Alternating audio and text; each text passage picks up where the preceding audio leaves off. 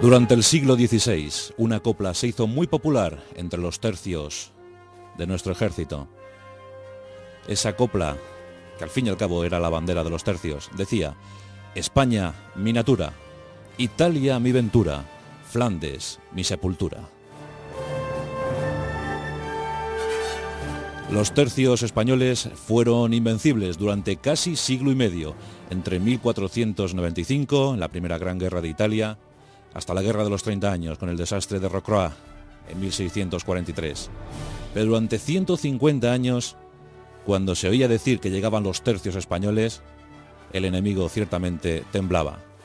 Fue un siglo de oro, un siglo de florecimiento para las armas españolas. Esta noche vamos a recordar, vamos a homenajear al artífice de aquellos tercios. Nos referimos, por supuesto, a don Gonzalo Fernández de Córdoba, más conocido por todos como el Gran Capitán.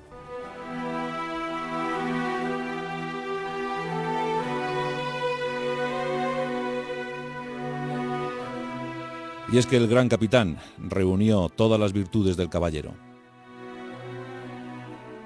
Su planta, su porte, su diplomacia, su magnanimidad, su estilo, su condescendencia y su forma de ver el arte de la guerra hicieron de él un ejemplo a seguir.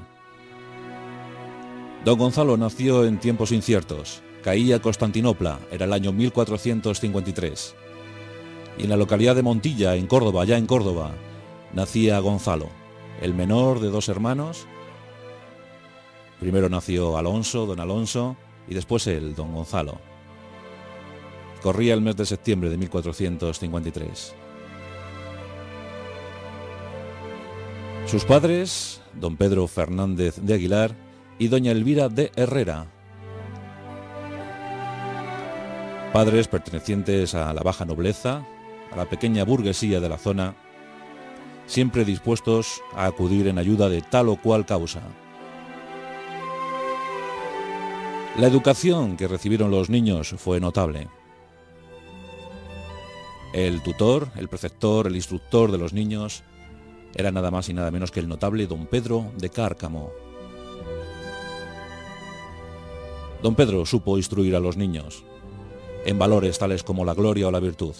Les supo enseñar, les supo inculcar que alcanzar la gloria o la virtud era el máximo anhelo de cualquier caballero español. Y los tiempos se presentaban muy propicios para que los jóvenes sacaran a relucir esas virtudes, sobre todo en el campo de batalla. Alonso, por supuesto, iba a ser el heredero.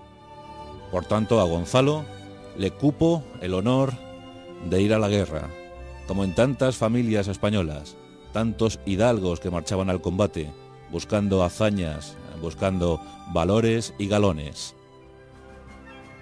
Y guerras no iban a faltar para el joven Gonzalo. Los momentos eran confusos para el reino de Castilla. Enrique IV había sido desposeído de su cetro y de su corona en Ávila.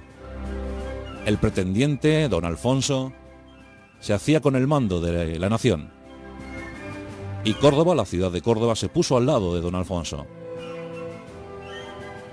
Más tarde llegarían las disputas entre la Beltraneja y doña Isabel, la que sería Isabel I de Castilla.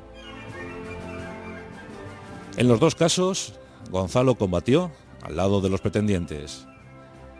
Estuvo al lado de don Alfonso y estuvo al lado de doña Isabel. Y estos actos que se cumplieron en la década de los 70, ya por el siglo XV, doña Isabel los iba a recompensar muy bien.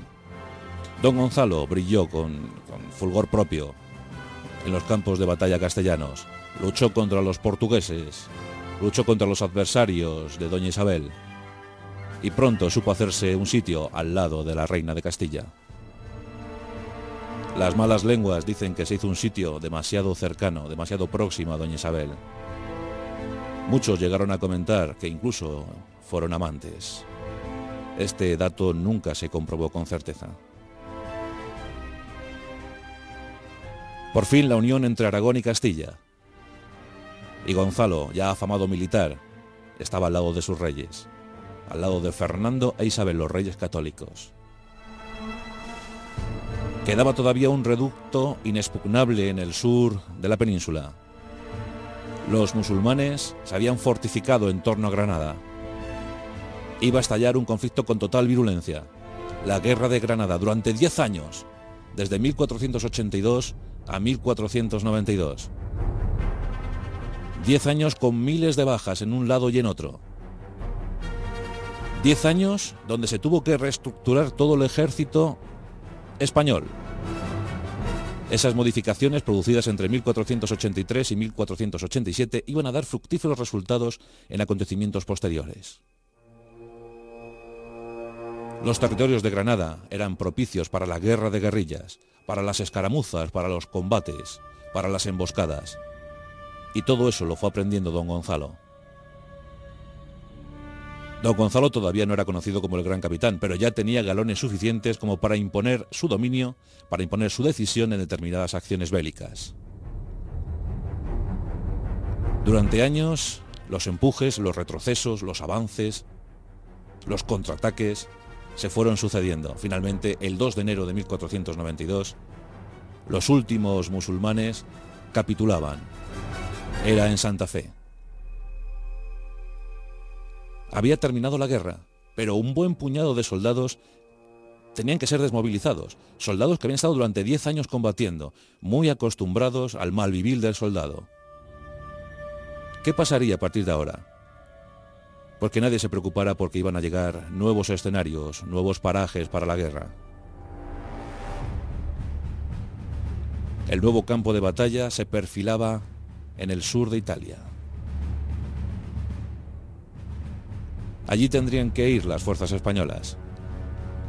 Carlos VIII, el rey absolutista francés, había entrado con una presión total sobre Italia. Él, con 30.000 infantes y otros tantos jinetes, avanzaban por toda la bota italiana. El objetivo era llegar a Nápoles. Nápoles bajo la influencia de Aragón, del reino de Aragón.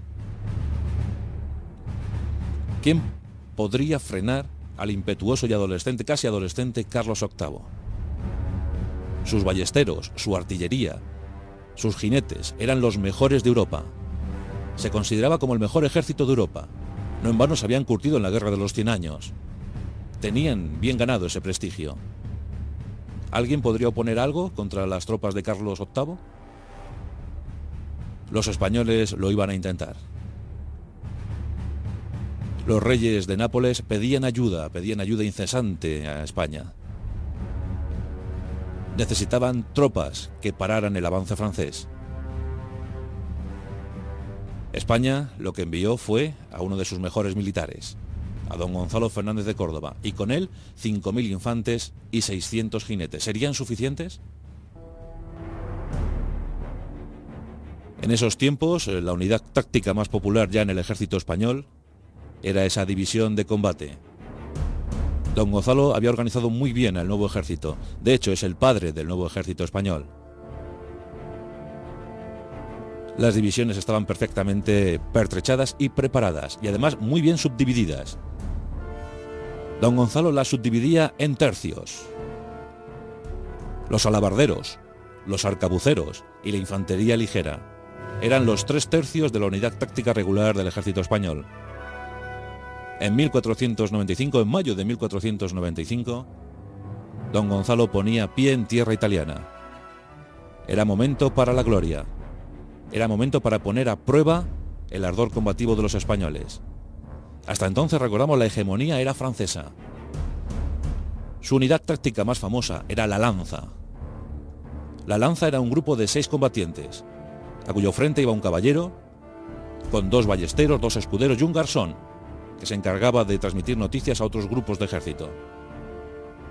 Las lanzas francesas eran invencibles hasta entonces. La caballería francesa se tenía por la mejor de la época, caballería pesada, estruendosa, abrumadora, que pocas veces solía perder un combate. Pero había llegado don Gonzalo Fernández de Córdoba y llegaba con tácticas nuevas. Llegaba dispuesto a decir, dispuesto a demostrar que la infantería estaba a punto de consolidarse como la gran fuerza combativa del siglo XV y posiblemente del siglo XVI. Pero esto tenían que someterlo a exigentes pruebas, durísimas pruebas, en los campos de batalla italianos. La verdad es que las primeras tomas de contacto fueron buenas, pero hay que decir que el 28 de junio de 1495 se produce la única derrota en campo de batalla que sufrió don Gonzalo Fernández de Córdoba. En Seminara. Allí él no quería presentar batalla, pero el ardor combativo de sus hombres, de sus capitanes, quiso que se presentara batalla. Y el desastre fue total para los españoles y sobre todo para los sicilianos, el contingente más grueso de la tropa española. Don Gonzalo tomó muy buena nota del desastre. Desde entonces no volvería a cometer ningún error. Es decir, desde entonces don Gonzalo Fernández de Córdoba no volvió a perder ni una sola batalla. Y a fe que libró más de un centenar. Aprendió muy bien la lección. Desde entonces la disposición táctica del ejército español fue insuperable. En primera línea se situaban los alabarderos. Detrás de ellos la infantería ligera, casi siempre armada con estupendas espadas toledanas. Los arcabuceros, que hacían como artillería ligera y servían para frenar el ímpetu de los jinetes de los caballeros franceses. Y cada grupo de estos siempre acompañado por caballería ligera, que siempre daba un buen rendimiento. Esa disposición, sobre todo la de los fornidos alabarderos, desmontó a muchos jinetes franceses. La infantería española se iba consolidando como una de las grandes de Europa. Los españoles eran soldados muy duros. No eran tan corpulentos, tan altos como los suizos, por ejemplo. Los franceses siempre utilizaban infantería pesada suiza. Ni tan corpulentos como los alemanes. Pero eran pequeños, estaban acostumbrados a la austeridad. Estaban acostumbrados a combatir siempre a buen nivel, con la austeridad como reina de todas las situaciones. Podían mal comer, mal dormir, mal vivir y aún así dar un buen rendimiento al día siguiente en el campo de batalla. Otros soldados europeos no estaban en esa situación. Más bien vivían en la molicie, estaban acostumbrados a vivir bastante bien. Los soldados españoles nada tenían y por tanto poco a poco tenían que perder. Y esa fama se fue acrecentando. En Italia empezaron a llegar las victorias. En Regio hubo una auténtica masacre entre la guarnición francesa. A don Gonzalo no le gustaba masacrar al enemigo. Más bien al contrario, le gustaba dar buen trato a los prisioneros, a los vencidos. Pero había que actuar con decisión y con fiereza en algunas ocasiones. Y en Reggio fue una de esas. Sometió aquella fortaleza a sitio y como encontró una tenacidad más que fuerte, pues masacró, pasó a cuchillo a toda la guarnición. Dejó que algunos supervivientes escaparan y propagaran el mensaje por todo el territorio. Y esto fue muy determinante, porque otras guarniciones francesas fueron cayendo sin ningún problema, muchas se rindieron sin lanzar un solo disparo. Los soldados empezaron a adorar, a querer, a respetar a don Gonzalo. Y poco a poco fue ganando el sobrenombre de Gran Capitán. Uno de los secretos de los tercios españoles fue sin duda la gran oficialidad que en ellos había. Los tercios eran subdivididos en compañías y a frente de cada compañía un capitán casi siempre de origen español. Y luego había innumerables alféreces que comandaban pequeños grupos. Tener tantos oficiales y tan bien preparados fue definitivo para la gran campaña de Italia entre 1495 y 1498.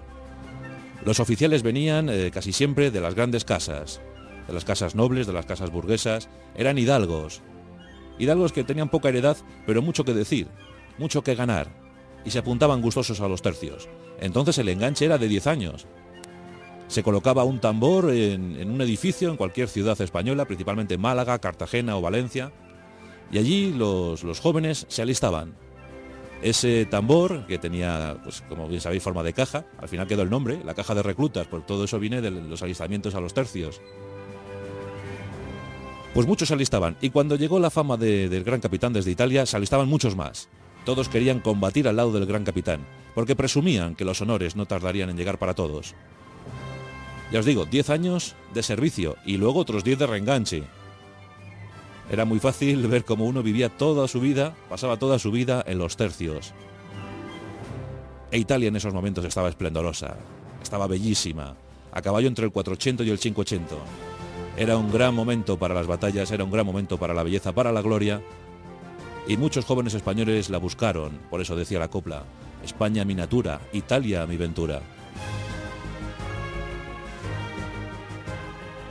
En 1498 se puede dar por terminada la primera gran campaña en Italia. Don Gonzalo Fernández de Córdoba es querido por todos, le quieren nombrar virrey, quieren que se quede en Italia, pero los reyes católicos le necesitan en España. Los musulmanes se habían revuelto en las Alpujarras. Después de la gran victoria de Italia necesitaban a un gran comandante para sofocar la revuelta en las Alpujarras. Los derechos prometidos a los musulmanes no se estaban cumpliendo y estos se habían levantado en armas. Había que combatir nuevamente y las Alpujarras era el escenario bélico. Hacia allí fue don Gonzalo Fernández de Córdoba con sus tropas, siempre acompañado por grandes comitivas, siempre con los tambores al frente, a la vanguardia de su tropa. Ya os digo que gran porte y esplendor, estupendo diplomático, guapo y muy galán. Todas las condiciones del caballero, todas las virtudes se reunían en él. El conflicto de las Alpujarras parecía no terminar nunca. Y mientras tanto, en Nápoles, Federico III, el nuevo rey, después de los anteriores, Ferrante I, II, Alfonso II, pues Federico III había cometido un gran error. Carlos VIII se había retirado y había muerto, además, es una anécdota muy curiosa. Carlos VIII era un joven alto, e intentando pasar una puerta muy pequeñita se escalabró, se dio con la cabeza en el dintel de la puerta y murió desangrado. Su sustituto, Luis XII, pues también tenía intereses en Italia, quería dominar Italia, como todos. En esos momentos Italia era una gran amalgama de estados, de principados, de pequeñas repúblicas, y se presentaba muy apetecible para cualquier interés europeo. Y en ese momento los intereses eran Francia y España. Por tanto, Luis pasa a la acción. Un gran ejército. Esta vez no quieren ver la vergüenza y la humillación a la que había sido sometidos a cargo de los españoles. No pensaban cometer errores. Y empiezan a inundar la península italiana. El Papa está consternado. Federico III, como os digo, había cometido un gran error, y es buscar el apoyo de los turcos, de Bayaceto, del gran sultán Bayaceto.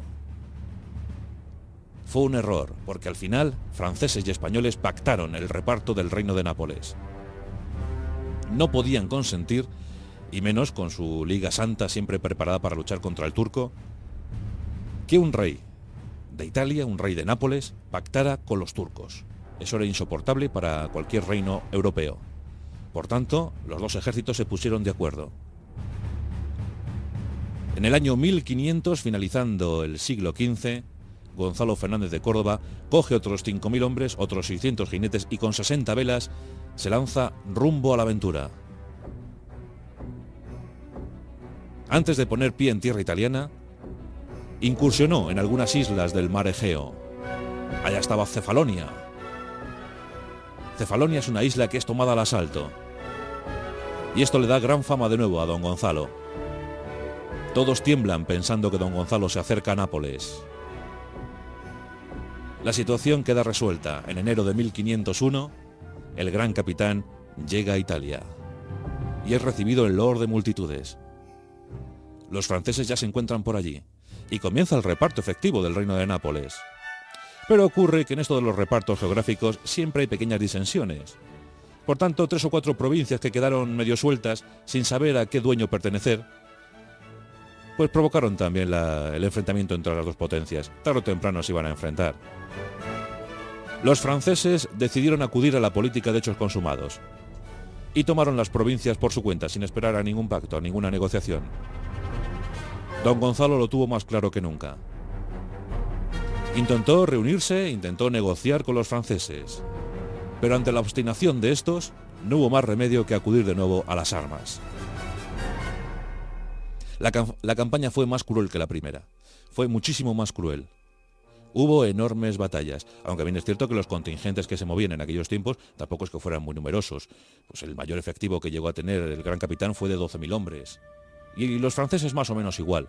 Tened en cuenta que había muchas poblaciones, muchas villas, muchos pueblos, donde debían quedarse las guarniciones para preservar la frontera, para custodiarlas. Entonces pues había guarniciones con 700 hombres, 800, 200, y eran pequeñas batallas, microbatallas. Pero hubo también momentos brillantes. Por ejemplo, año 1503, el año decisivo. Ceriñola, la batalla de Ceriñola, en abril de 1503. Una de las batallas más brillantes a cargo de las tropas españolas. La toma de las posiciones defensivas a cargo de los españoles fue de ejecución muy novedosa, muy destacada. Después de una gran caminata, los españoles estaban exhaustos, pero don Gonzalo no quiso descansar y tomó las posiciones dominantes en la zona de Ceriñola. Los franceses sabían que los españoles estaban exhaustos después de tanta caminata y decidieron atacar, no esperar más. La gran polvareda se pudo ver desde el campamento español, pero la artillería, todavía no era muy importante la artillería en aquellos tiempos. La artillería estaba esperando la acometida francesa. Los franceses, los capitanes franceses, muy impacientes, se lanzaron con total ímpetu sobre los españoles. Pero ocurre que don Gonzalo, perfecto conocedor de la ingeniería militar, había dispuesto una suerte de defensas, redes, garfios, pinchos, y pronto hicieron su efecto sobre la caballería. Miles de alabarderos estaban esperando la acometida francesa. La artillería dominaba desde la posición alta, los franceses disparaban desde abajo, y poco a poco los jinetes franceses se iban acercando. El impacto fue brutal, los españoles estaban esperando al acecho, y aun sedientos, aun cansados, ofrecieron un combate de alta magnitud. Centenares de caballeros cayeron al suelo. Los alabarderos se emplearon con furia. La infantería ligera pasó a la acción, y los arcabuceros españoles devastaron las primeras filas. El balance de la jornada se cifra en más de 3.000 muertos en el bando francés, por tan solo 100 muertos en el bando español. La victoria fue total para los intereses españoles. Ceriñola fue una humillación. Descabalgados, humillados, vencidos, los franceses se retiraron a duras penas. Don Gonzalo fue magnánimo, dejó que escaparan. El propio jefe militar francés murió en aquella batalla. El duque de Manhuas había muerto y eso le produjo gran dolor a don Gonzalo. No le gustaba matar a gente, no le gustaba, en absoluto. Siempre decía que despreciaba la muerte, que se veía obligado siempre para cumplir con los intereses de su país. En muchas ocasiones los franceses se rendían y él incluso les procuraba paso libre hacia Francia. Por eso tenía gran prestigio entre la tropa francesa. Pensaban que si se enfrentaban al gran capitán, aunque cayeran prisioneros o vencidos, siempre iban a tener el respeto de los españoles. Y así fue en muchas ocasiones. Fue una guerra muy romántica esta segunda de Italia. Hubo incluso muchos desafíos entre caballeros. Cuenta la leyenda, que en una ocasión los caballeros franceses se mostraban muy ufanos ante su superioridad táctica en el campo de batalla. Decían, los jinetes franceses son sin duda alguna superiores a los españoles. El rumor llegó a las filas españolas. Los capitanes españoles pidieron a su gran capitán que les diera paso libre a un desafío. Y este accedió. Tened en cuenta que los intervalos de tiempo eran abrumadores. Muchas veces pasaban meses sin un combate. Y los jóvenes estaban deseando probarse. Pues el desafío se concertó. En aquel tiempo muchas veces se animaban a la batalla mediante cartelones. Hacían un cartel animando a la batalla, como en aquella ocasión que fueron los franceses con un cartel animando al gran capitán a salir de una guarnición y presentar batalla. Fue la famosa frase del gran capitán: yo no suelo combatir cuando me lo pide el enemigo, más bien suelo combatir cuando me apetece a mí. Así que no esperaré a que el enemigo esté enojado para combatir, siempre lo haré cuando a mí me apetezca. Bueno, pues el desafío se concertó. 11 caballeros en el lado francés, 11 caballeros en el lado español. Se ajustaron los tiempos, se preparó el campo y los 11 se lanzaron contra los 11. Durante 5 horas estuvieron a mandoble limpio. Durante 5 horas se acometieron unos contra otros, se lanzaron unos contra otros. Se caían, se levantaban, se volvían a caer. Al final, después de las 5 horas, parece que la discusión se puso del lado de los españoles. Pero los franceses, muy aguerridos, se habían atrincherado tras los cadáveres de sus propios caballos. Y seguían combatiendo. Al final, los jueces, como había caído la noche, decidieron parar el combate y dar el enfrentamiento por tablas. Lo dieron como un empate. Dijeron que la tenacidad de los españoles se había visto frente a la constancia de los franceses. Así que dieron el encuentro en tabla, lo dieron por empatado y todos a su casa. Y así iba sucediéndose en la segunda campaña de Italia.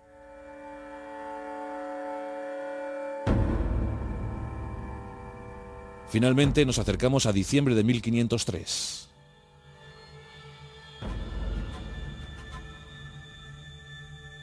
Nos encontramos a punto de ver el fin del conflicto.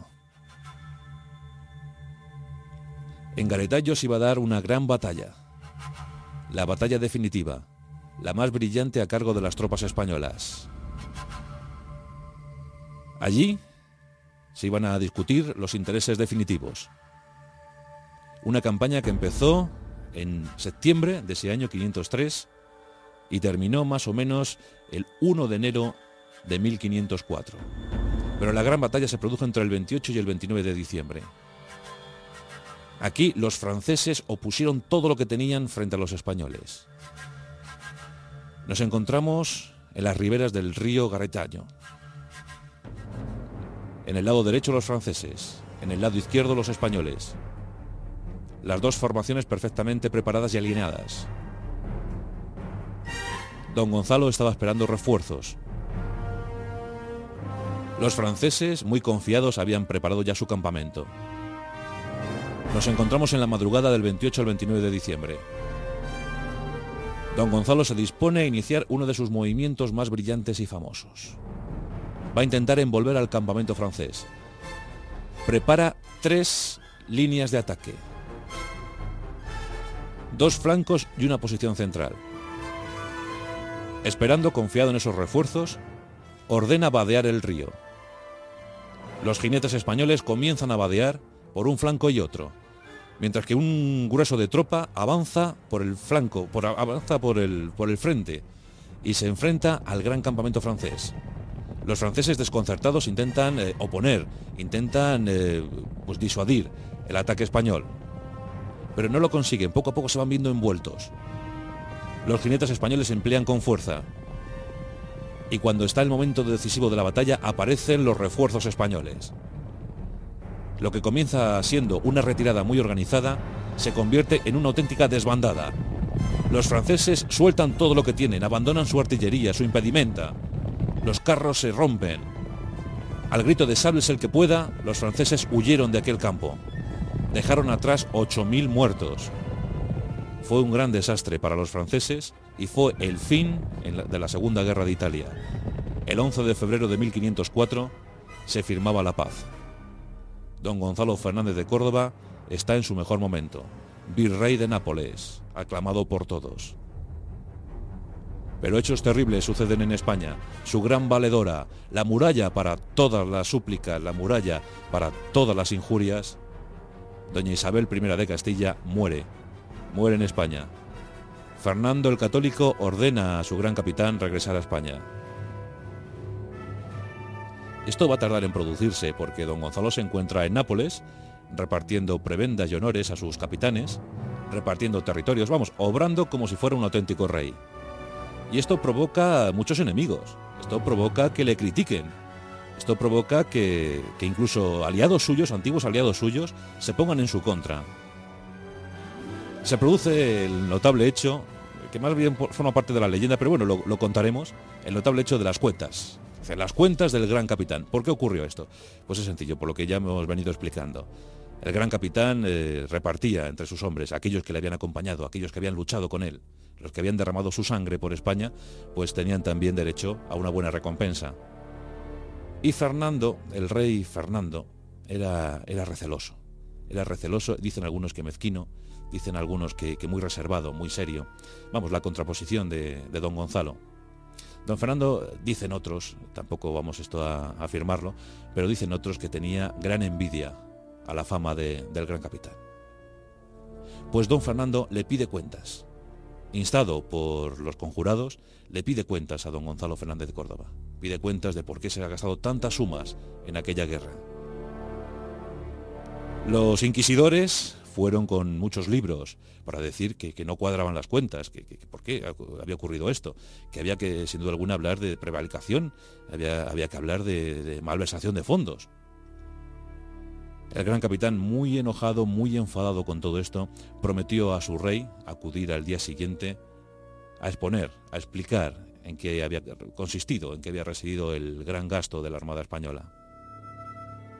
Una de esas imágenes para la historia. Don Gonzalo Fernández de Córdoba, el gran capitán, después de tantas campañas, después de tantas guerras, dando explicaciones económicas a un rey poco agradecido. Pues don Gonzalo entró en la sala. En esa sala se encontraba el rey Fernando, Fernando el Católico, Fernando V de Aragón. La corte rodeando al rey, murmurando entre ellos, casi ya frotándose las manos, viendo que don Gonzalo iba a caer en un pésimo estado de gracia. Bien, pues don Gonzalo llegó, abrió un libro y empezó a explicar las cuentas. Y más o menos, cifra arriba, cifra abajo, dijo esto: 432.786 ducados con 9 reales han sido gastados en frailes, monjas y pobres, con motivo de que oraran, a fin de que oraran, por los intereses de los hombres del rey, de los soldados del rey. 786.427 ducados con 8 reales han sido gastados en picos, palas y azadones para enterrar a los soldados caídos a manos de los soldados del rey. 60.000 ducados han sido gastados en guantes perfumados para evitar que el hedor de los enemigos cubriera a los soldados animosos del rey de España. Otros 700 millones de ducados han sido gastados en espías para que informaran a los ejércitos del rey sobre los movimientos del enemigo. Y 300 millones de ducados han sido gastados para calmar el enojo que me produce ver a tanto imbécil diciéndole al que dio tantos reinos a España que si ha gastado o no ha gastado dinero.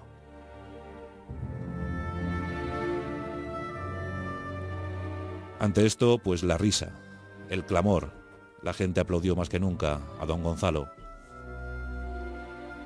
Y don Fernando lo único que tuvo que hacer fue callarse y decir que el asunto estaba acabado, que no se volvería a hablar más de ese asunto. Las cuentas del gran capitán. En 1507 regresó a España, olvidado por casi todos, le habían prometido el maestrazgo de la Orden de Santiago nunca se lo dieron. Y en 1515, el 2 de diciembre, moría víctima de la malaria contraída en Italia. Fue enterrado en la iglesia de San Jerónimo en Granada. Allí murió don Gonzalo Fernández de Córdoba, el gran capitán.